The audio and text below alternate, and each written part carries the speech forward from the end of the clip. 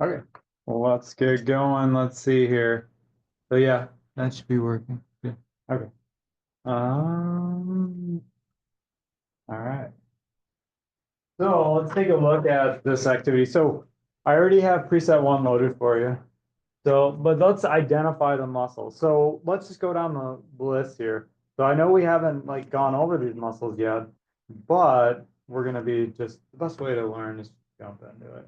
Just just start just start clicking on muscles here. So occipital frontalis. So occipital frontalis. What does that sound like? Well, occipital sounds like occiput or occipital bone, and then frontalis sounds like what? The frontal bone. So yeah, go for it. Yep. Yep, there you can see the occipital frontalis muscle, and it goes from the frontal bone here all the way down to the all the way back to the occipital bone back there. So that is the occipital frontalis. Orbicularis oculi. Let's break down the word. Orbicularis, orbiting around something. Oculi. What does oculi sound like? The eye. So yeah, go for that one. So it's gonna be a muscle that goes around the eye. So the orbicularis oculi muscle. Orbicularis oris. So again, another muscle that orbits around something, but this time we're not talking about the eye, we're actually talking about the mouth. I'm gonna go for that one. So there's orbicularis oris.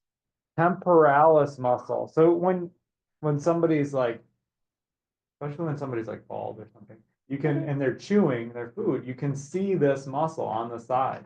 Where is that temporalis muscle? Think of where your temple is. Which one did you say? Temporalis. Temporalis. Where's temporalis?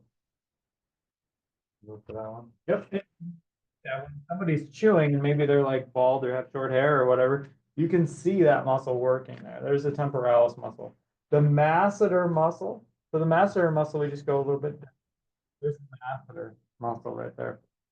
The SCM, the sternocleidomastoid. Go for that one. So when you go like this,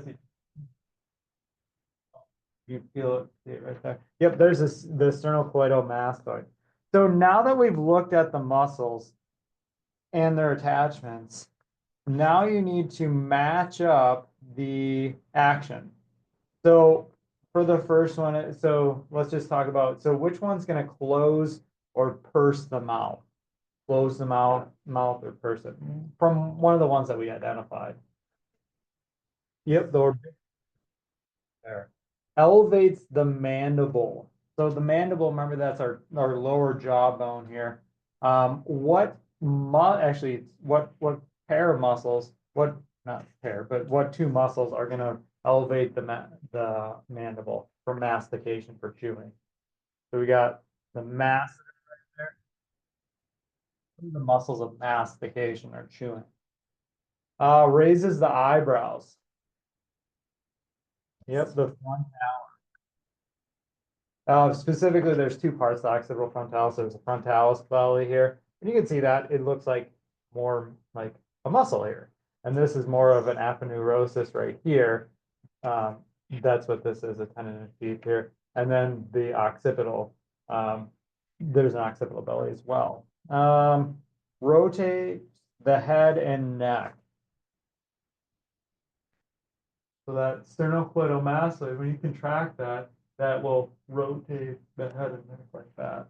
So there's that. Closes the eye. Orbicularis. All right, let's go. Any questions on that? We can go to preset number two. Look at this one. So we have some more muscles here. So we loaded up preset two. Take turns tapping on the muscles to locate the muscles listed below. You will need to rotate the cadaver to view the muscles from multiple angles. Pectoralis major. Who wants to go for that one? And I know we haven't like dove into these muscles, but yep, right. Pectoralis major.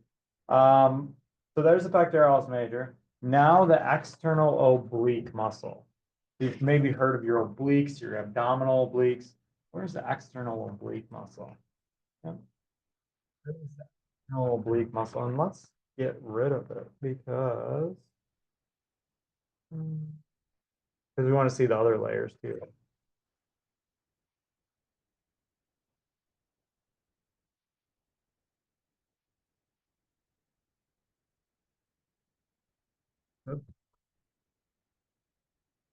Actually, if I double, there we go, we get rid of it there. Then we can see the abdominal muscle. What was it? But there's not.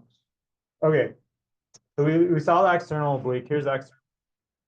It's externally, and the muscle fibers are running obliquely like this. And it's an external abdominal muscle, and it's running obliquely. Let's flip it back to the back here and look at the latissimus dorsi.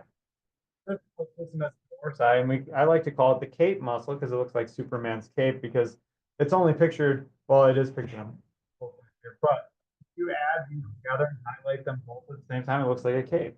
So there's a latissimus dorsi. Trapezius, so here's the trapezius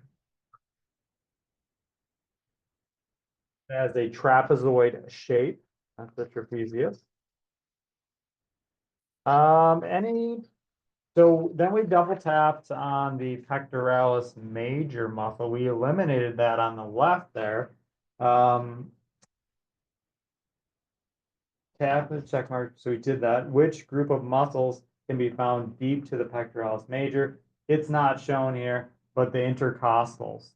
Here's the three shown here. And that one we'll talk about later, but it has serrated edges. It kind of looks like the serrated edges of a knife. So that's why it's called the serratus anterior, because it's anterior and it has these serrated edges.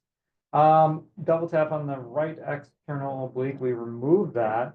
Name the muscle that runs deep to the external oblique.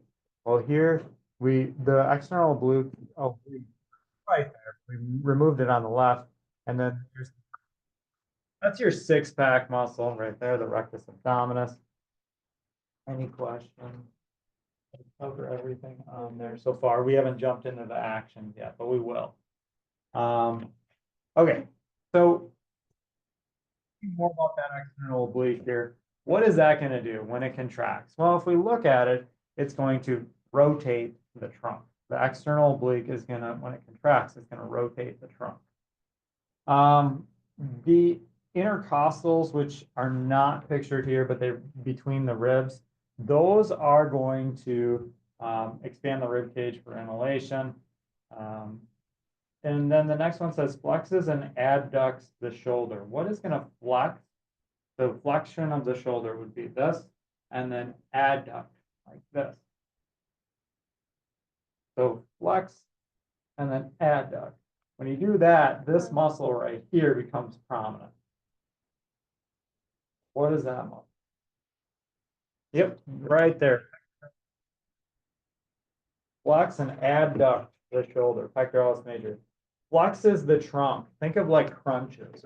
When you're doing crunches, sit-ups, what muscle is going to be really active in that? Think about the six-pack. And if you look at the rectus abdominis, why is it called the rectus abdominis? Well, rectus means straight, going up and down this, like this. The muscle fibers are going up and down like that. And then abdominis is in the abdominal region. Extends the shoulder, so we got to come back here. And the latissimus and shoulder. The latissimus dorsi bends the shoulder. So, and what does shoulder extension look like? Well, it just looks like that, back like that, putting your arm behind your back like that. Elevates the scapula. Well, let's take a look here. When that contracts, it's gonna move the elevate the scapula up. That shoulder shrug.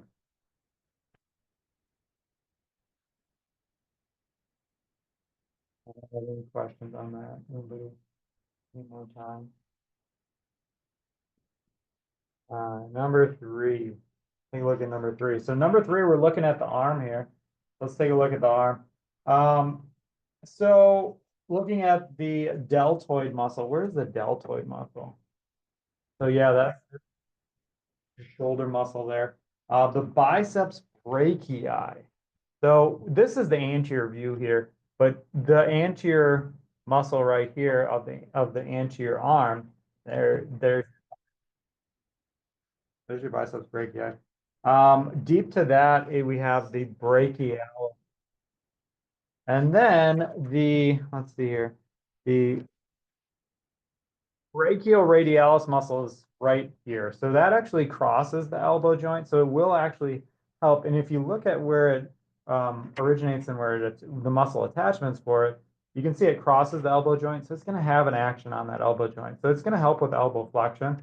So is the biceps brachii. That's going to be one of the actions. It's going to be an action of that. And then, well, here's the brachioradialis muscle. I can't do it. I don't have a polo on or whatever. But this one you can remember as the beer drinking muscle, because think of like a, Oktoberfest or whatever, they have the steins or whatever, those big, and then, well, if you're holding a big glass of whatever, but you're going like this, and that muscle is going to be prominent right there.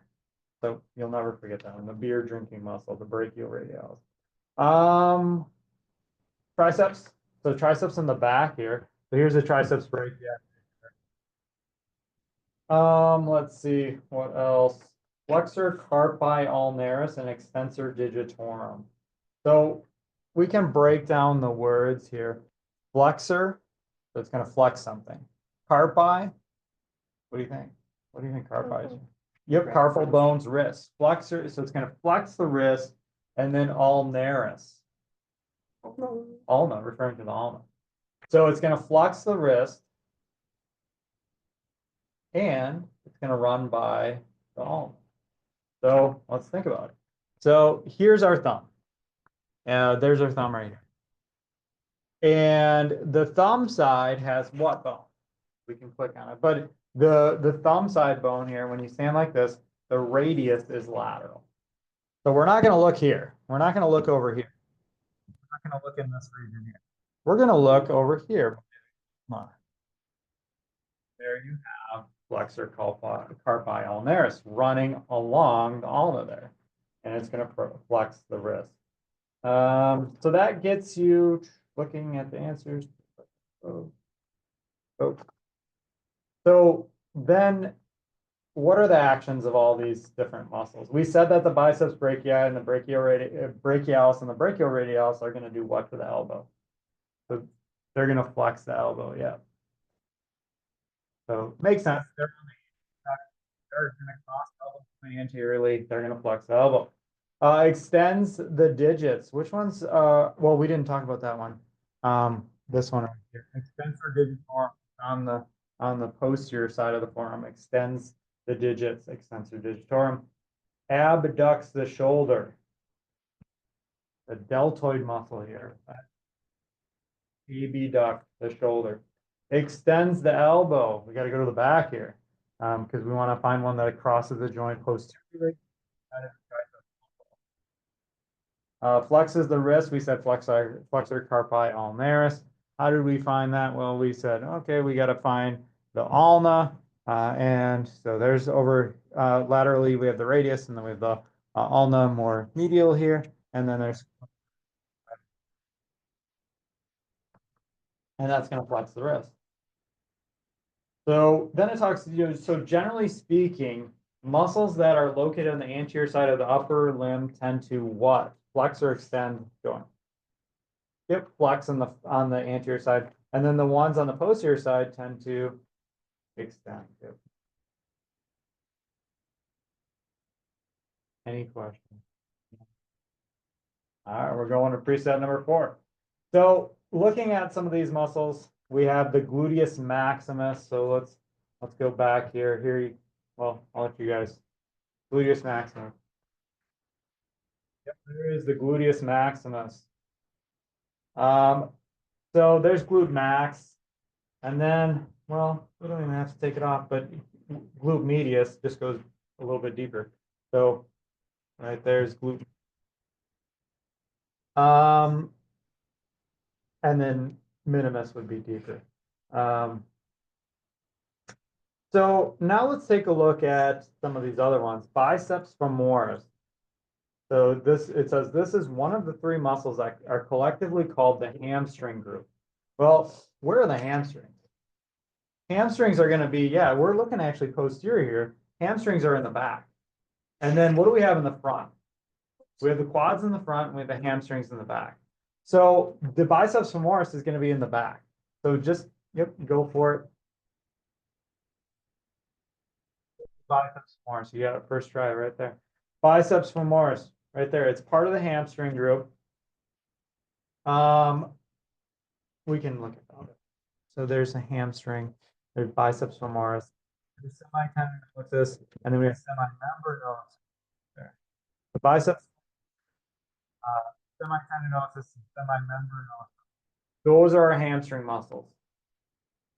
Why do they call them the hamstring?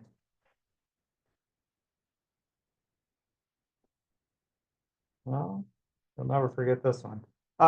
You think about like when they butcher a pig. What do they string them up by the hamstrings, the back of the.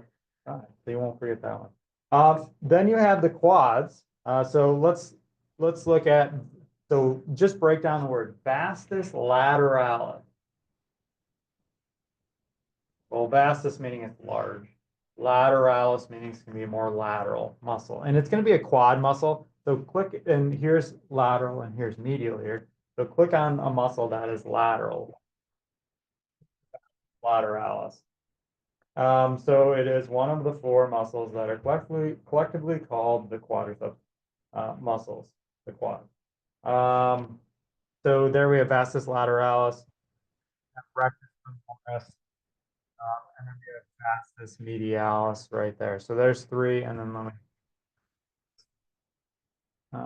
let's see, double click it. And then we have vastus intermedius. That was deep there. Maybe I'll just put that back. Huh? Oh, I guess we're gonna leave that one off. So the rectus femoris, I took that one off. Gracilis. So gracilis is so this one right here, this is not gracilis, sartorius.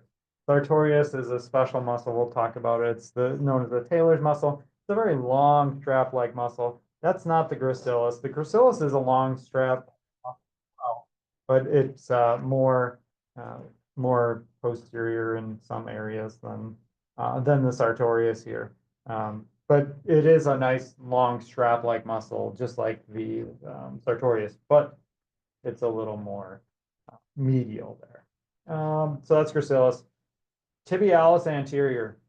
Tibialis anterior. What does that make you think? Well, anterior is going to be anterior, but tibialis, referring to what bone? Tibia. The tibia. So there's the tibia right there. And then if we take a look, there's tibialis anterior. That's your shin splint muscle right there. Gastrocnemius. So gastrocnemius, let's go back here. So gastrocnemius is the calf muscle. Yep. So there's a calf muscle. And then deep to that, we have the soleus, gastrocnemius, and then okay. So now we need to look at these muscle attachments. And so one of the three muscles that extend the hip and flex the knee. So extend the hip. What does hip extension look like? Well, it looks like that. And then flex the knee. So it's something on the posterior here. This is going to be a muscle on the back. And which muscle did we look at on the back? Biceps femoris. You can see how that it attaches up here on the hip, and then it's going to, so that'll give that hip extension, and then knee flexion. How does that happen? Well, it crosses the knee joint posteriorly, so it causes the flexion. Dorsiflexes the ankle. Well, we're looking for dorsiflexion of the ankle. We got to come down here towards the ankle here. And if it's going to dorsiflex the ankle, that means that it pulls up the foot. And we only looked at one muscle there, and that was the tibia. See how that, when that contracts, that would cause dorsiflexion. One of four muscles that extend the knee. So extending the knee, so it's going to be a quad on the front. So which one did we talk about? We talked about vastus lateralis. large muscle that extends the hip. So going back here, hip extension, we're gonna go to the posterior, and it's a large muscle, so we're inner thigh muscle that adducts the hip. So now we need to look inner thigh, so medial, medially here. And we said, so inner thigh muscle that adduction going back towards midline, that would be gracilis. So we're looking, so plantar flexes the ankle. So we got to go down here again. And now we want to look at the posterior side because we're doing plantar flexion here. And you can see how when the gastrocnemius contracts, it's going to pull up the heel bone like that. And that would put you into plantar flexion at the ankle. Medium-sized muscle that abducts the hip. So medium-sized muscle, we're going to think. And it abducts the hip. So that's when that's going to be stimulated. Okay.